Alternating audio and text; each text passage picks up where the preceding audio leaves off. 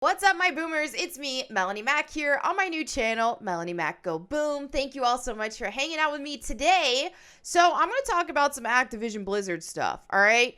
Because y'all know there's already been a lot going on with some accusations and some very corrupt ongoing things happening in general. Now, I'm not extremely versed on what happened, so I'm not going to say what I think is true or not true. But what I will say is that I do know that the gaming industry is becoming more and more and more and more similar to the Hollywood industry as time goes on.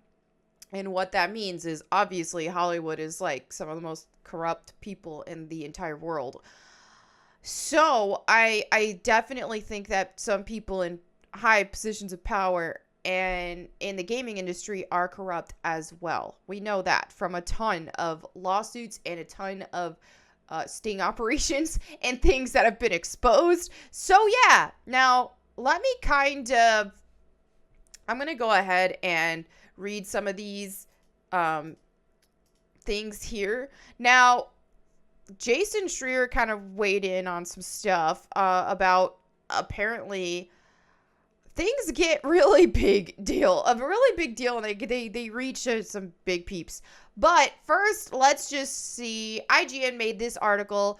It says Activision Blizzard has appointed a new chief of diversity, equity, and inclusion officer who wants to increase the number of women and non-binary employees by 50%.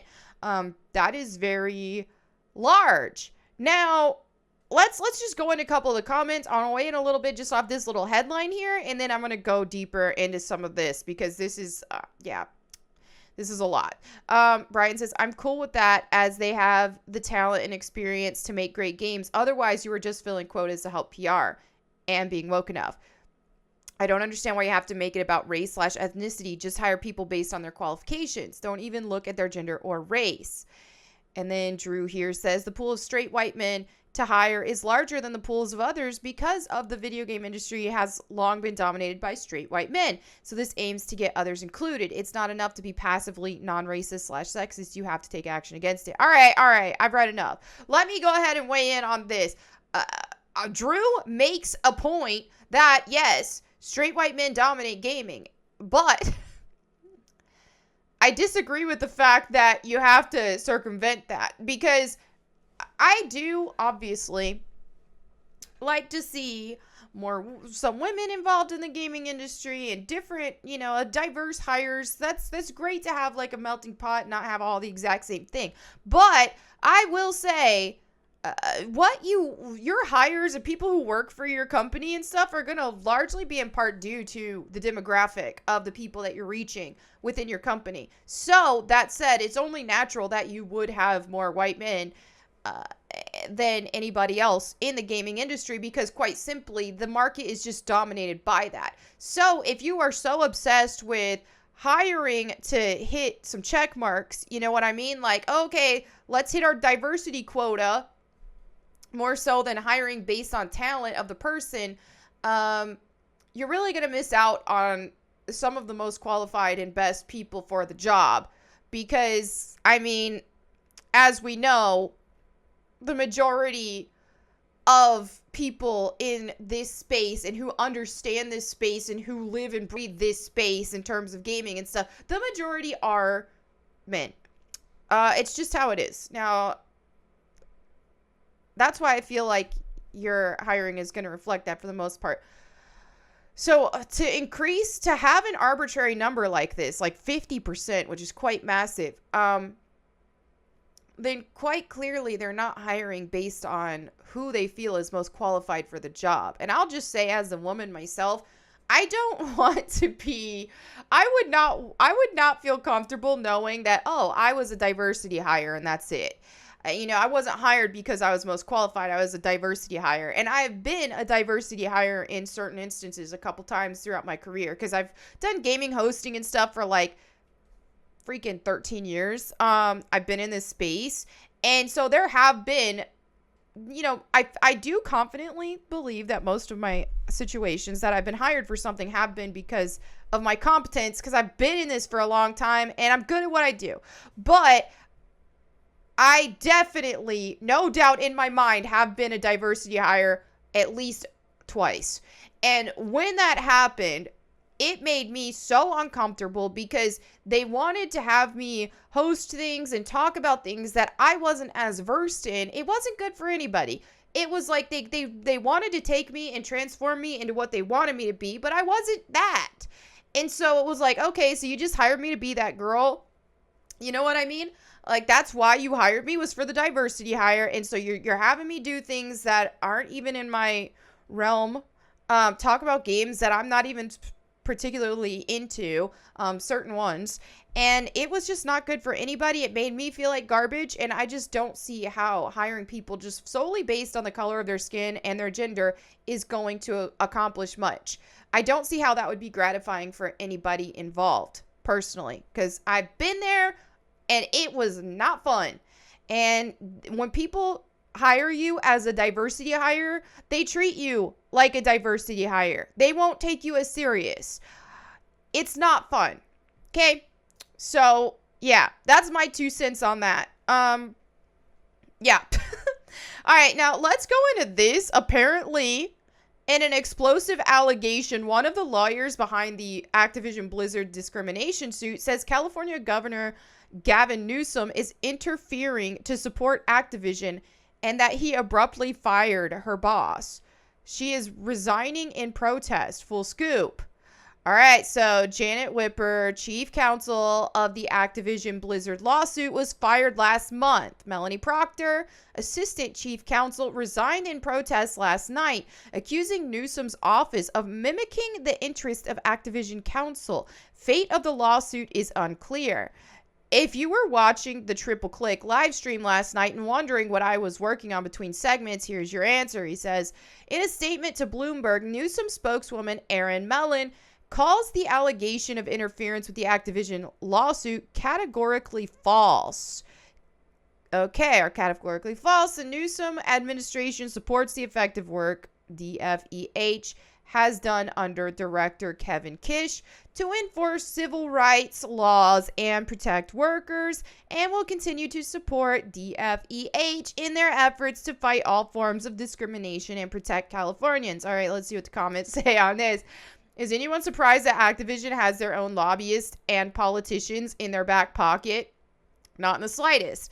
It's reached the point where I simply assume any multi-billion-dollar, too big to fail corporation possesses their own propaganda and politician network, cyber intrusion division, and barely legal security force capable of a lot more than just guarding doors. Now, here's my opinion on this kind of thing, is that when you look at woke politicians and people like so, at the end of the day, it is about money. And this is why I try to tell people about how stupid politics are.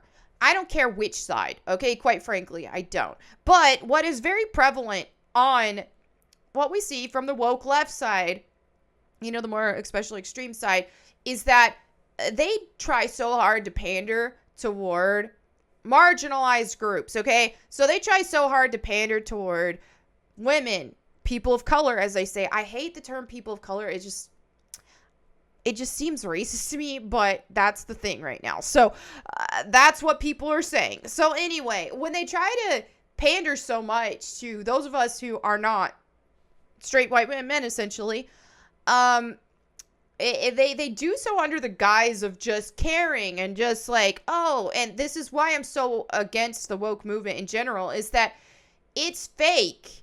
It's all a show.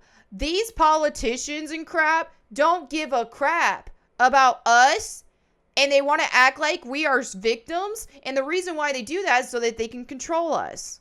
When in reality, here in the United States of America, we can do whatever we want in this country, essentially. I mean, there is nothing that is stopping me from doing what a white man can do. Nothing, okay? Nothing. I am sick and tired of being told that the white man is controlling me and that is oppressing me, because what that does is it just has this unhealthy power dynamic, Stockholm syndrome type thing. And so then you got other white man savior here who has power over you as a result. They don't care, okay? They just want money. All they care, they care about money, they care about your votes. All right? The government is corrupt. Period. And so they can sit and act like all day, well, look at this. Don't the actions kind of speak louder than words here, man? This goes with everybody, dude. Politician or otherwise. Don't listen to people's words. Look at their actions. Yeah.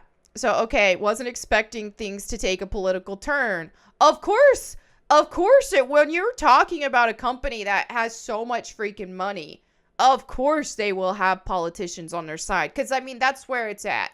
Now, I could get into some real deep, conspiracy territory here, but I won't. But at the end of the day, the people who are running this country and the entire world, okay, they've got puppets. They got puppets that are front facing, and you think that they are, but no. I'm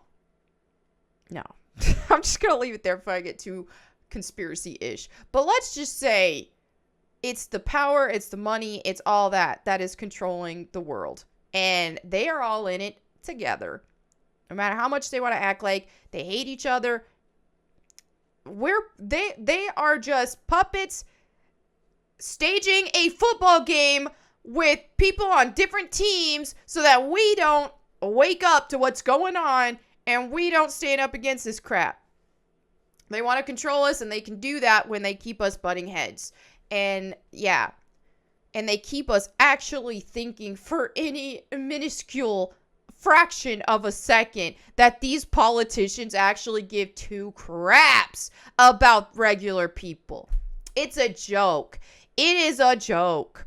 Yeah, I was going to read this article and stuff, but honestly, I don't think it's necessary. I think we've really touched on the more key things here.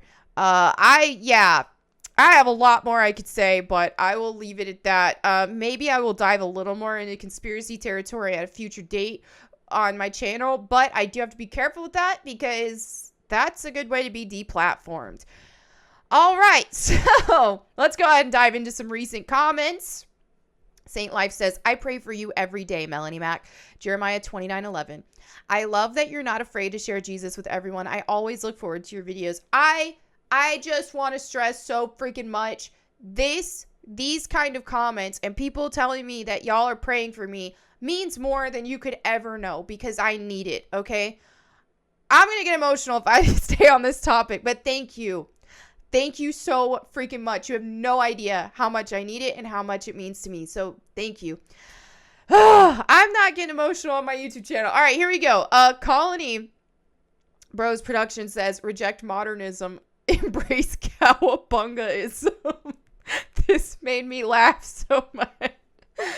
Lucian says, God bless you, Melanie. That Bible verse and interpretation hit home. I am so glad that I was able to deliver that and share God's word, and that helped encourage you. So thank you so much for the feedback.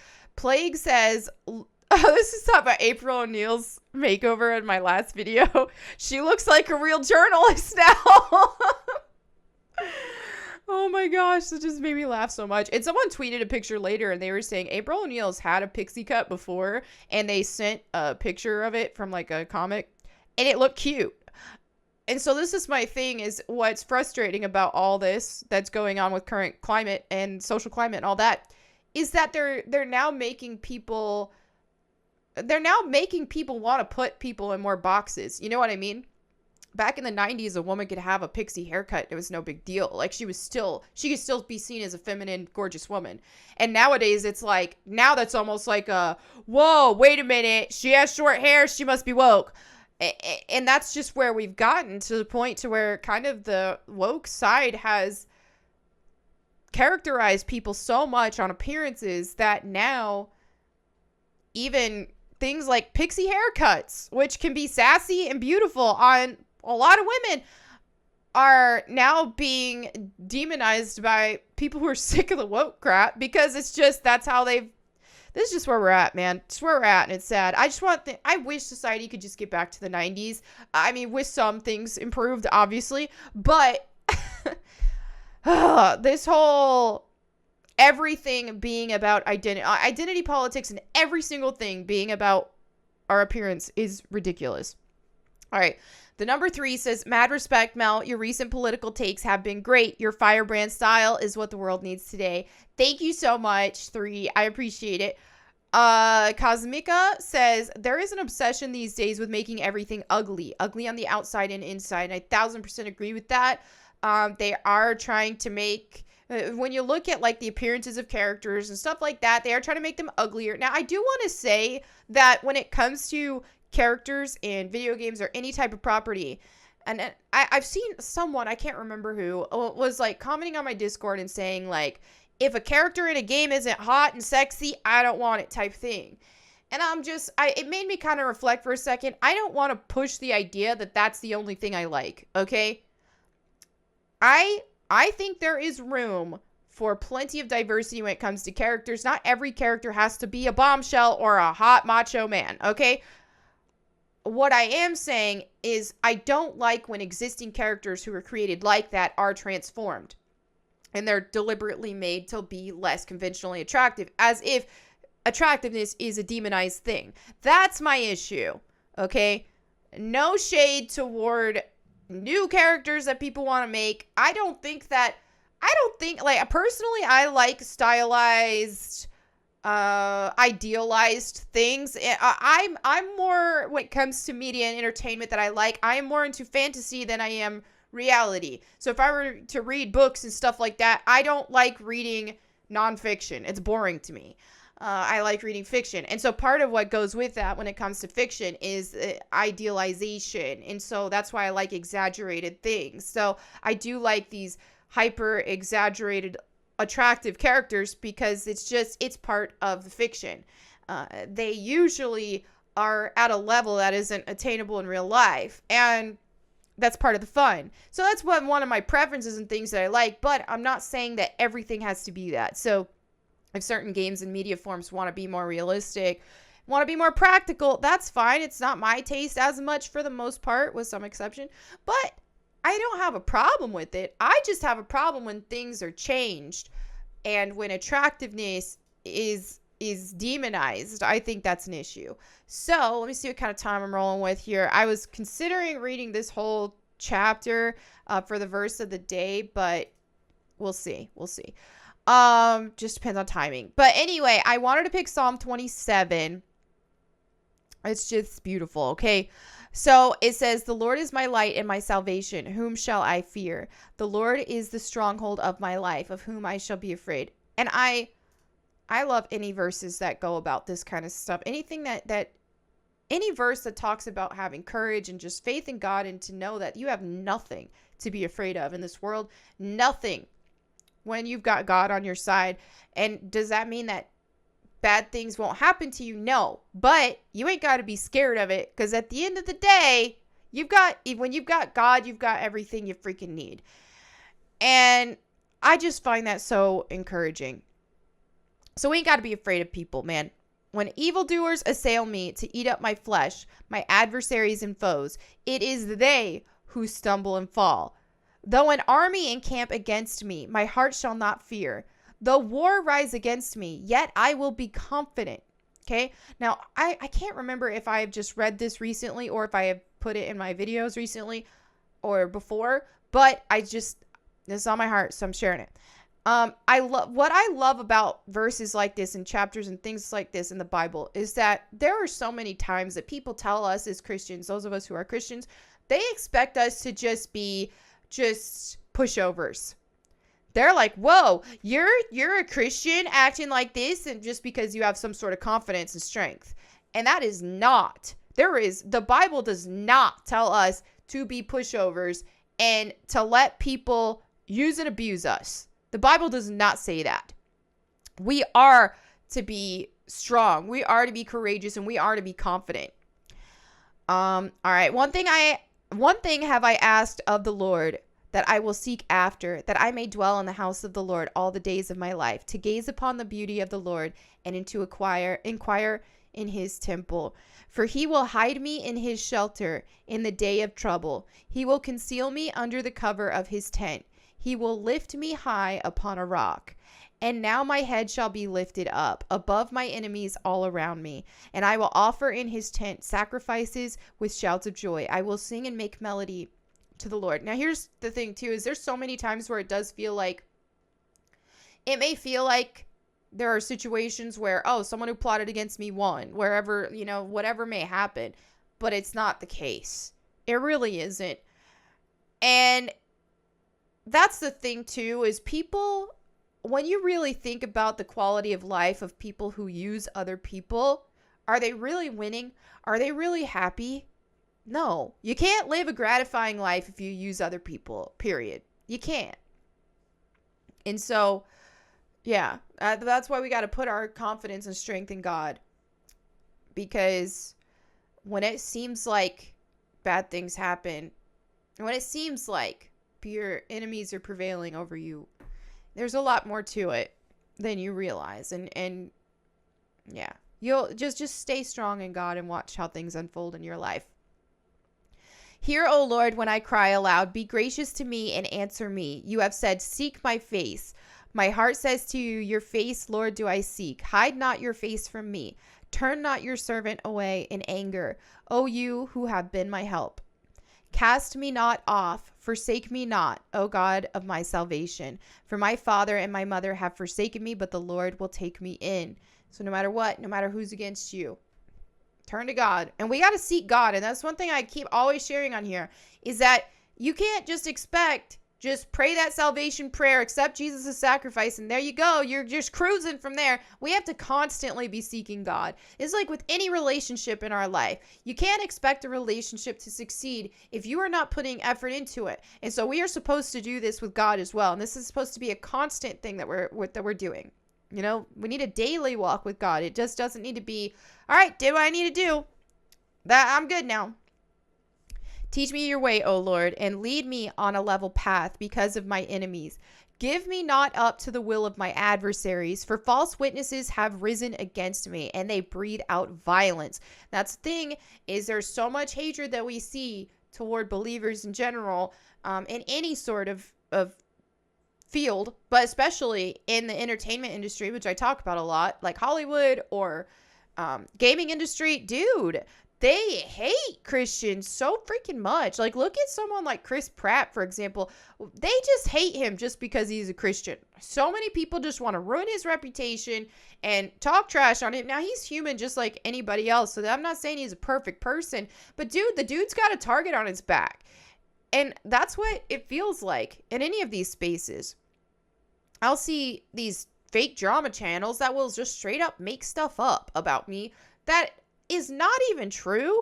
I will see, I don't call those out because I'm not trying to bring traffic to them, but they will make stuff up. It's just like a complete fabrication. It's not even to the point of, oh, they took something and misinterpreted it from me. They will just straight up make something up. And I've made another video about people making fake tweets and stuff like that. This stuff happens on a semi-regular basis, just with me, let alone anybody else. I believe that I shall look upon the goodness of the Lord in the land of the living. Wait for the Lord. Be strong and let your heart take courage. Wait for the Lord. Any hard times, anything you're going against, people are after you, whatever capacity, put your courage in God and just wait.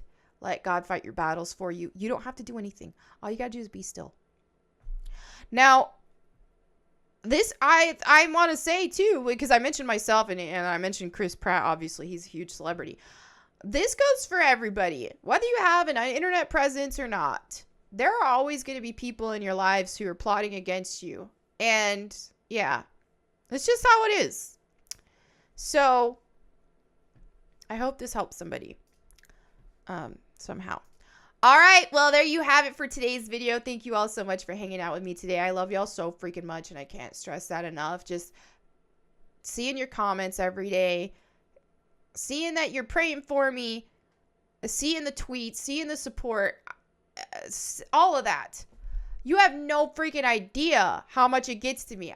There are times where I'm like looking at the comments, looking at all this stuff, and I will be like crying, happy tears. I don't always share that, But just so you know, y'all really touched my heart more than you know. So I can't thank you enough for that. I really do love you guys, and thank you so much. And I'm not going to get too sappy right now. I'll just leave it at that. But thank y'all so much for everything. I will see you tomorrow for another video. And until then, go boom.